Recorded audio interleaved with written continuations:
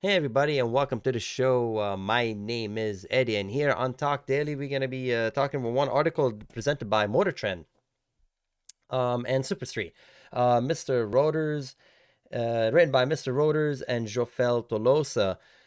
This article is the title is Tuner Evo sets the pace for 2020 with a huge SoCal show.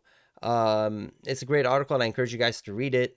I mean, there's a lot of pictures. Okay, I'm not gonna to go through all the pictures, but there's like amazing cars, a lot of love in here, a lot of positive vibes, a lot of attention and detail went to every single car. It's amazing to see. It's just by the little pictures, the couple of pictures they have. If you were there in person, let us know in the comment below. Let us know what you thought about it.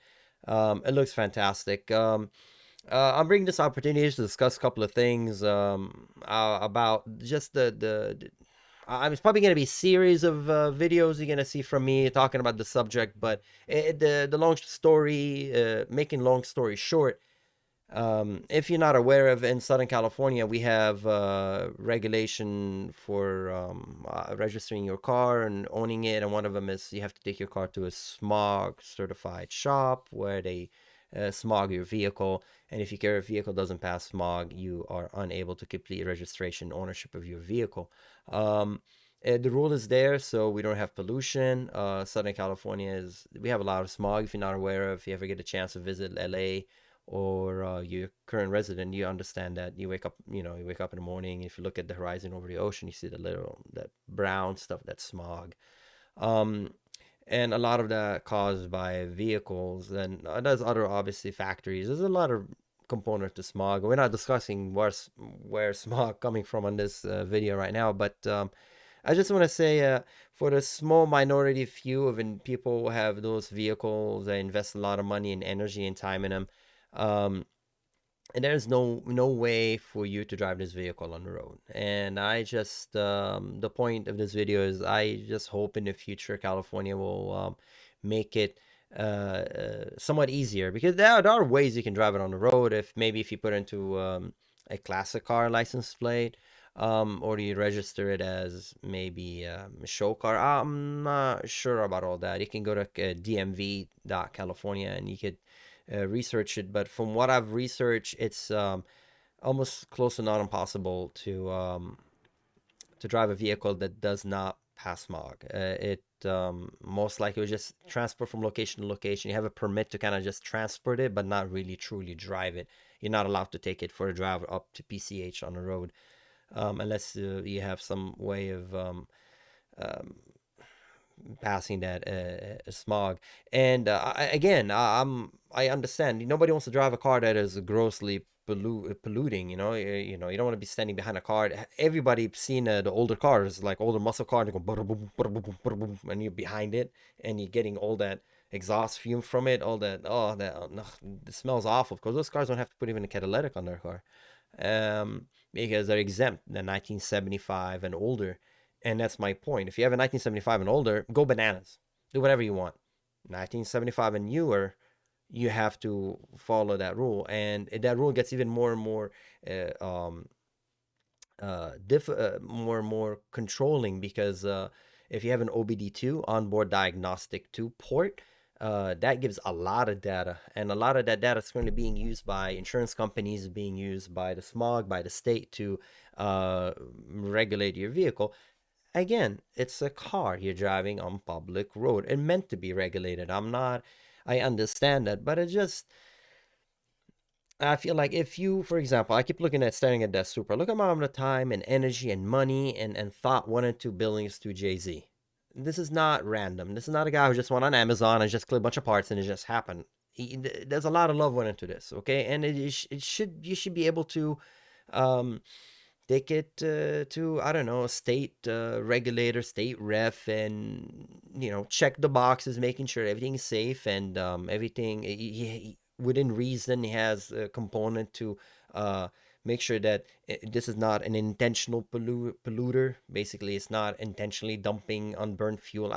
Whatever would make it to be a gross polluter. This is kind of being regulated. Some measures are installed for it to burn as much of the fuel as cleanly as possible.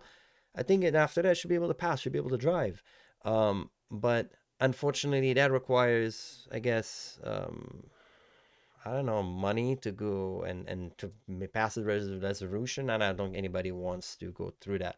And so this culture, in my eyes, is just fading to be more and more just posing. You just pose your car, you just pose next to it, okay? And it's sad because these things are meant to be on the road, but hey, not in California. If you go to out of state, you whatever, go to Florida, go bananas. Have an R32, R34, drive whatever you want. And I'm not talking about just import. I'm talking about domestic too. This goes to any car. And SoCal, California is a car culture, but hey, everything changes. Change is just part of life. So yeah, that's my point. Let me know what you guys what you everybody what you guys everybody what do you guys think about this thing, this no pass smog, and what you're gonna do with your car and this whole car culture. What do you think about it? Is it for the better? Is it better right now that most of these cars are just standing statues instead of driving? Doesn't make it any less appealing. I mean, looking at these cars is fantastic.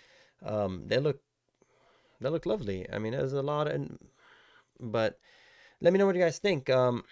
My personal opinion is I like cars that are meant to be driven. I like to see a car that's kind of like, well, obviously it's intentionally made like it's kind of rusty, but I like a car that looks like it's been driven. A car that you can drive. And um, uh, I'm not a big fan of cars that's super low to the ground because what do you do with it? I mean, you know how the roads are so bad here in Southern California. How do you drive the car that's like an inches away from the road? I know it has airbags and they lift it up, but um, yeah. So I'm more of a function over looks, but some people like you know looks. It's fine. There's nothing wrong with that. To each their own. Um, so yeah.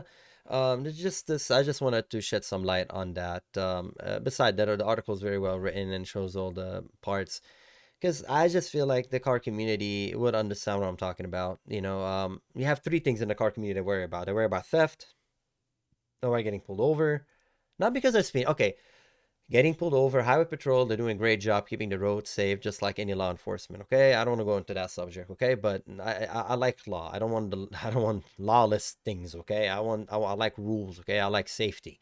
So smog is part of the safety for our lungs and our for who wants to breathe this toxic fume. I understand that. Okay, and so that's second. You worry about getting pulled over because you have a modified car, and then it your car can take your car away. And third, you worry about just other people crashing into you, right? Those things you have no control over. Yeah, you have some control over the theft. You can park it somewhere and etc. You know how to keep your car safe. There's ways of doing it, of course, but that's probably the three worst things. The rest is up to you. You're driving like an idiot, getting pulled over. Well, yeah, you deserve it. Driving like an idiot and then you crash your car, you deserve it.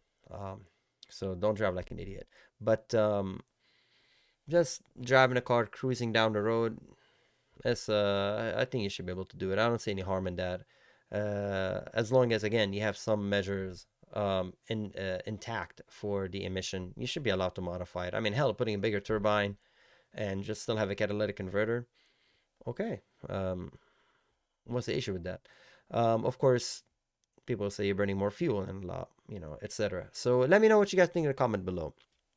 I uh, I find it to be a lot that needs to be updated. Maybe it doesn't need to be updated. Maybe it's good the way it is right now. I mean, look at the modern cars. You don't really need to modify them. It's already fast enough. The 370 is fast. How fast do you want it to be? Most of these the modern cars are very well built. You only have to do is just the visual, to customize it. Um, Maybe do some stuff on the interior, suede interior, etc. I mean, look at this. There's a lot of love went into this car. Whether you like it or not, uh, you cannot deny the fact that a lot of planning went into this. This is not random, okay? You can't. This is a very unique, specific car that one person made for themselves, and they're sharing it right here on the show, and it's great to see. All right, so but hey, car culture is still alive in 2022, and I'm glad to see all these people being healthy and safe and keeping up with the tradition right here in Southern California of having modified cars. All right, on this positive note, thank you everybody for watching. My name is Eddie. See you next time. Take care and stay safe. Bye bye.